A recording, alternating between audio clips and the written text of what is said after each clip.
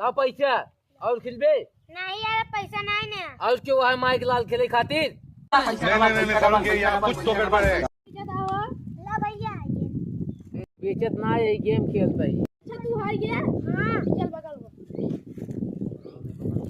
अच्छा ये कौन सा गेम है, कैसे खेला जाता है? खेल लेंगे हो हाँ खेल लेंगे। तू खेल लेबे?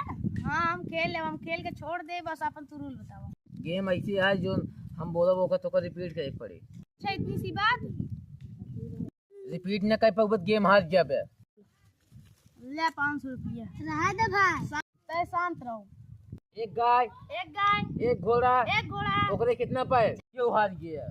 अच्छा ला कौन बात ना, 500। एक गाय एक घोड़ा ओकर कितना पैर ओकरे कितने पैर क्यों हार गया? तू समझ गया? रिपीट से एकदम समझ गया कि नहीं? ला लास्ट डाउन रहा दे भाई, इतना बचा बस। आपकी सब जीत जा भाई। समझ गया? हाँ बिल्कुल समझ गए। ला हार गया यह रिपीट तो रिपीट से एक रहा